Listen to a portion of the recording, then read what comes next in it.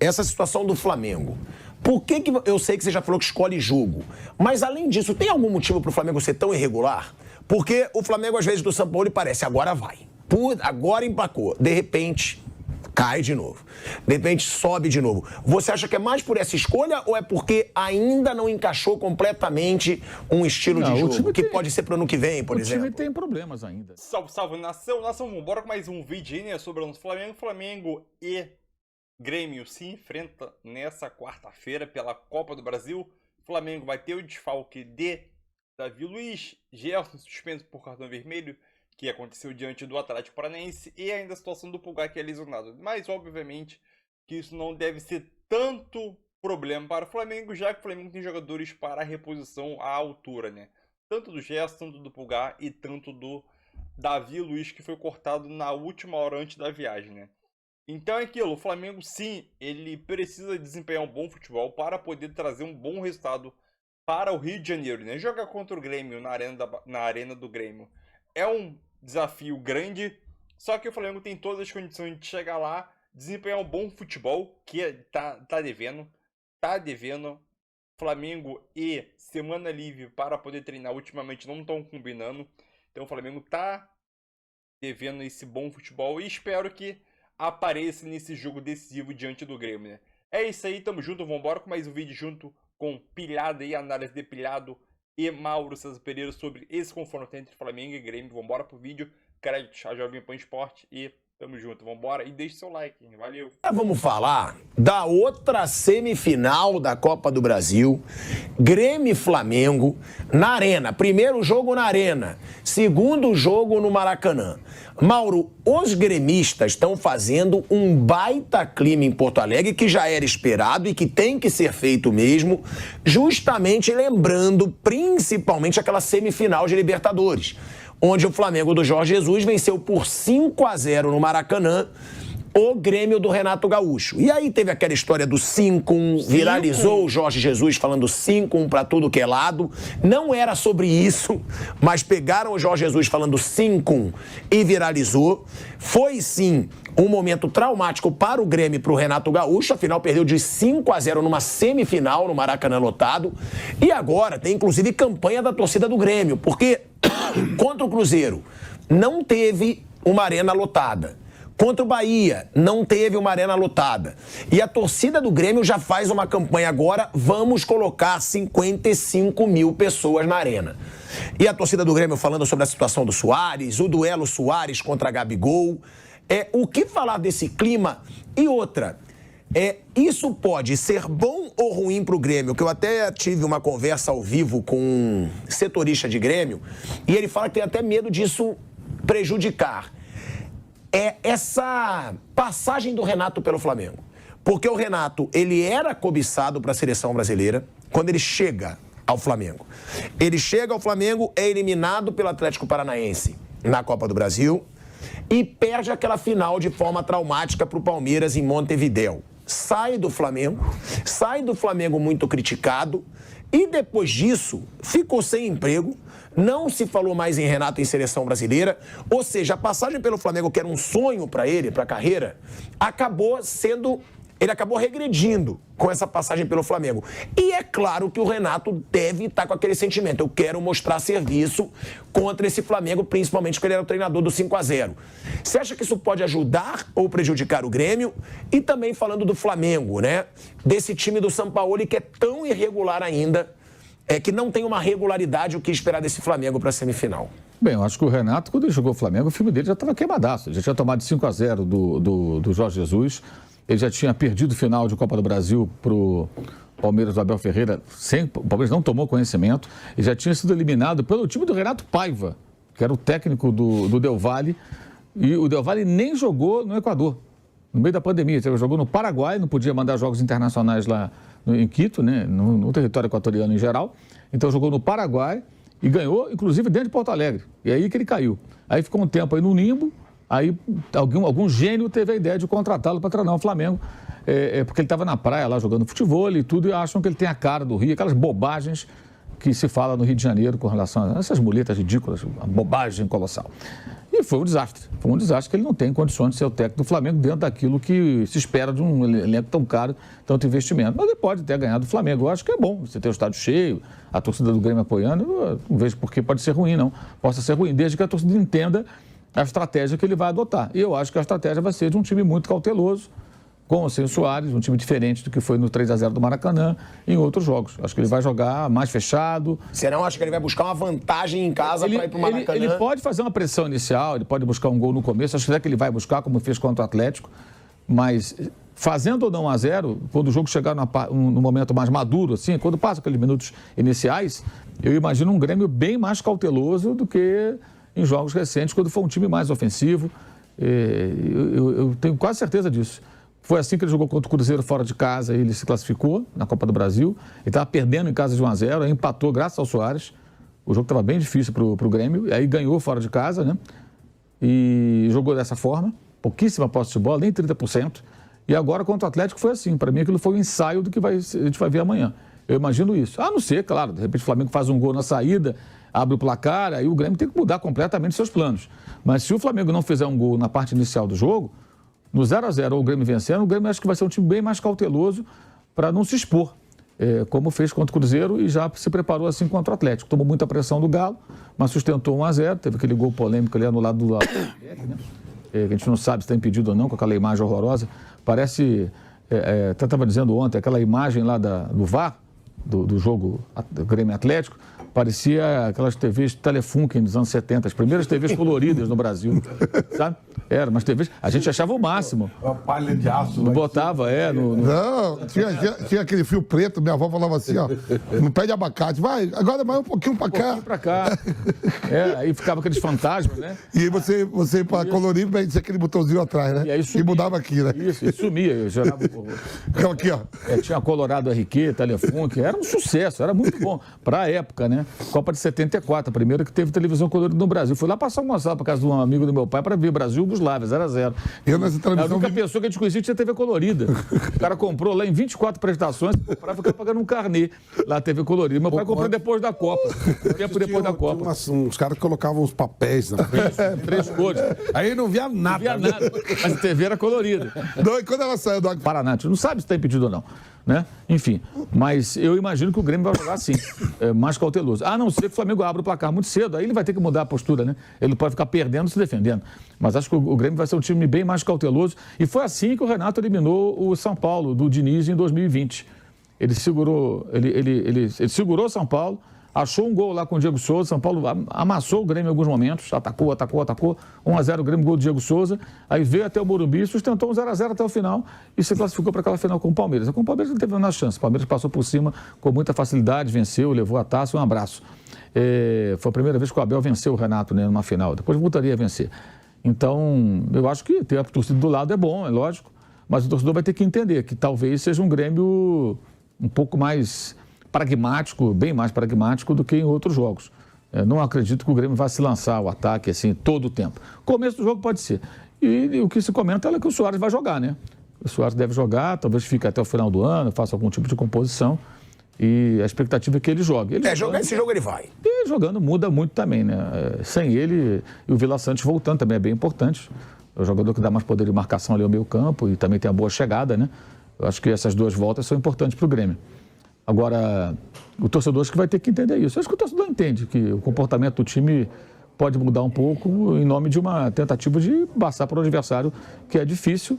E o Flamengo, o que a gente espera, imagina, é o Flamengo muito mais envolvido com o jogo do que naquela ridícula partida contra o América Mineiro, né? Agora é um jogo de Copa, é uma outra atmosfera, e de volta, né? Tem o jogo 3 semanas depois do Maracanã.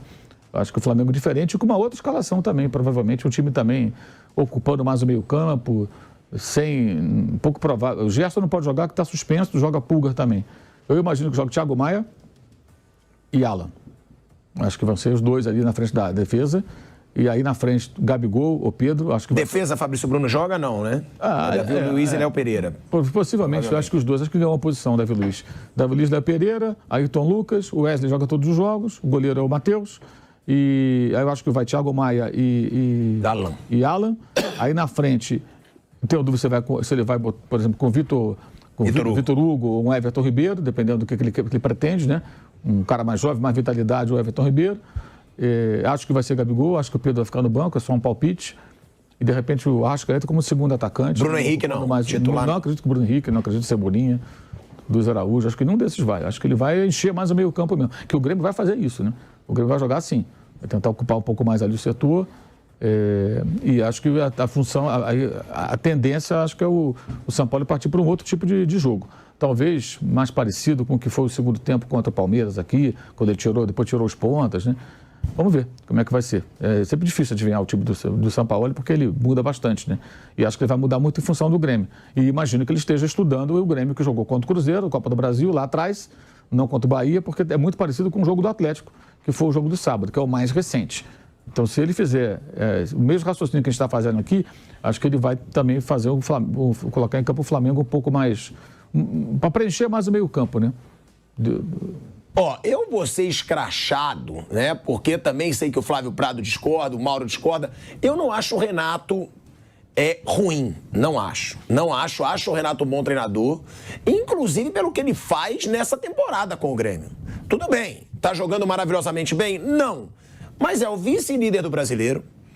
Com um time que veio da Série B, aí contratou o Soares, óbvio, fez contratações. Ele tá numa semifinal de Copa do Brasil. Jogou bem contra o Bahia? Não. Mas está na semifinal de Copa do Brasil. E eu acho que ele teve bons resultados. Eu sei que o Flávio também discorda. Eu acho que o Renato fez uma baita Libertadores com o Fluminense, quando perdeu para a LDU na final, ganhando de 3, mas perdeu na altitude. Acho que ele ganhou a Copa do Brasil com o Fluminense, ganhou Libertadores pelo Grêmio, jogando bem aquela Libertadores pelo Grêmio. Foi o time da Série A que menos perdeu agora em 2023. Eu admiro o trabalho do Renato. Eu entendo quando dizem, o Renato estuda menos do que os outros. O Renato, contanto que quando o Renato, eu era um grande defensor e sou ainda do Renato, e quando ele se deu folga lá no Flamengo, num momento complicado, eu critiquei. Que isso realmente tem que saber o momento de tirar folga ou não. Acho que ele não estuda tanto quanto os outros. Mas eu acho o Renato um dos melhores treinadores do Brasil, sem colocar estrangeiros. Eu não vejo aí treinadores brasileiros muito melhores que o Renato. Essa é minha opinião. E acho que o que ele faz pelo Grêmio nessa temporada de novo é importante. Tá conseguindo resultado. Eu acho o Renato um bom treinador para o Grêmio. No Grêmio ele funciona, sei lá por quê, talvez pela maneira como ele é tratado. Quando você é um ídolo, a coisa é diferente, abre mais portas. Era o mesmo respeito que se tinha pelo Rogério no São Paulo, né? Você tem uma... É diferente, é outro papo. O Renato no Grêmio, realmente, ele é o dono da casa, isso ajuda bastante. A maneira como ele gosta de trabalhar. O Fluminense, ele foi bem, Flávio. Ele chegou numa final de Libertadores inédita pro Fluminense e foi campeão de Copa do Brasil. E jogando bem, tudo bem, era um timaço, mas aquele Fluminense jogava bem. Mas eu gosto dele. No Grêmio ele é bom treinador. No Grêmio acho que ele funciona bem e tal. No Flamengo ele foi um baita Apolinho, né? Como você é ridículo. Foi um grande Apolinho. Era a hora dele. Mauro, antes de você sair, essa situação do Flamengo... Por que eu sei que você já falou que escolhe jogo, mas além disso, tem algum motivo para o Flamengo ser tão irregular? Porque o Flamengo, às vezes, do São Paulo, parece, agora vai. Agora emplacou. De repente, cai de novo. De repente, sobe de novo. Você acha que é mais por essa escolha ou é porque ainda não encaixou completamente um estilo de jogo? Que pode ser para o ano que vem, por exemplo? O time tem problemas ainda, né? O técnico entrou no meio da temporada, ele tenta colocar uma ideia de jogo que demanda tempo, os jogadores entenderem. Eu acho que tem muita coisa para se fazer.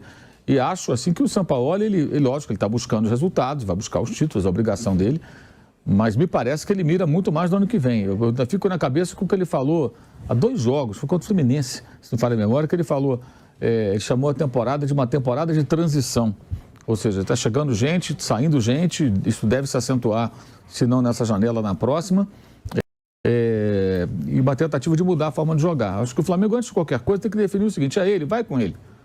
E dá tempo ao tempo. E começar a avaliar também os jogadores que querem ou não assimilar novas formas de jogar. Tem isso também, né? Às vezes é uma resistência dos jogadores que, digamos, um técnico com outra forma de jogar, com outras ideias, ele pode incorporar ao jogo de cada um deles novos elementos, novas características. É um aprimoramento. A gente falou agora da questão dos treinadores não se atualizarem. As coisas mudam. Aí você vai ficar sempre preso a uma ideia de jogo, a uma forma de jogar. E ele está tentando mudar isso aí. Acho que ele está bem longe de conseguir ainda o ideal. O time tem vários problemas. A saída de bola não está boa. O time tem dificuldade para criar muitas vezes e acho que tem muita coisa para melhorar. Mas ainda assim, em 19 jogos, ele perdeu um, né? Quer dizer, ele tem tido jogos ruins no meio aí. Né? Esse do América, por exemplo, muito ruim. O da derrota, a única foi para o Bragantino, foi uma vergonha. E teve outros jogos aí que não foram bons. Contra o Cruzeiro, não foi bom. Mas ele tem conseguido resultado com um desempenho que oscila muito. Falta encontrar esse equilíbrio.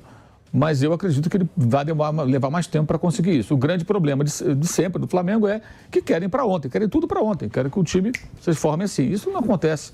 Isso não acontece. É o que eu falo sempre, nem o Jorge Jesus ficou em 3 competições. Se ele não fosse eliminado pelo Atlético Paranaense nos pênaltis naquela Copa do Brasil, talvez ele não conseguisse realizar tudo que ele realizou. Porque ele teve ali um período maior. Além disso, ele começou com 20 dias, né, aproximadamente, só treinando o time para estrear. O São Paulo não teve nada disso. Já chegou, já estreou contra... Foi contra quem mesmo que estreou? O Flamengo tinha perdido para o Maringá, né? Sim. Aí ele estreia, não lembro agora contra quem, ganha depois de uma goleada no Maringá, estreia...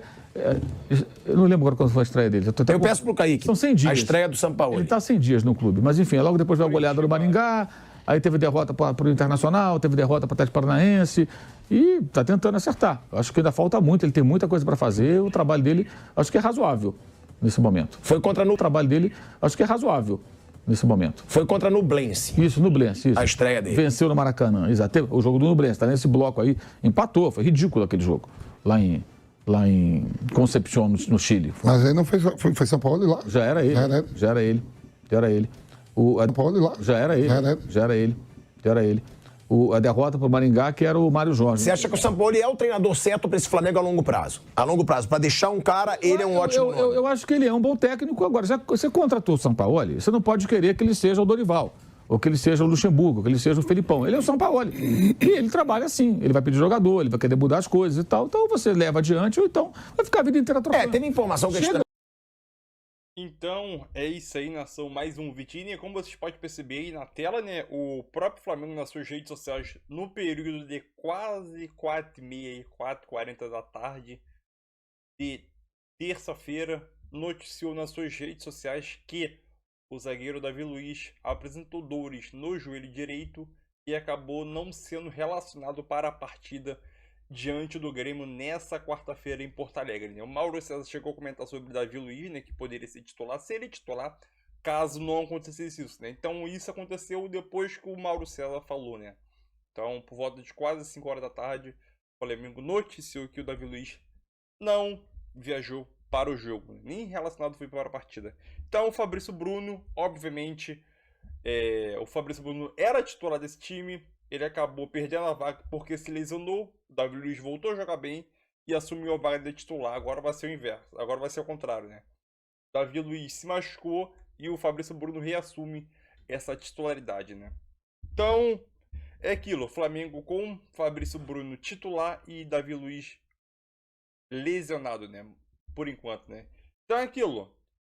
Espero que o Flamengo consiga desempenhar um bom futebol e consiga principalmente fazer um bom resultado, né, para trazer no Maracanã. Não vou entrar em detalhes aqui não, deixa para os próximos vídeos, a gente entra mais em detalhe quando tiver o jogo. Então é isso aí, nação, e tamo junto. É o meu palpite, 2-0 Flamengo na casa do Grêmio, né? É isso aí, tamo junto. E o Corinthians ganhou do São Paulo 2-1, né? Renato Augusto é brabo demais. Renato Augusto é brabo.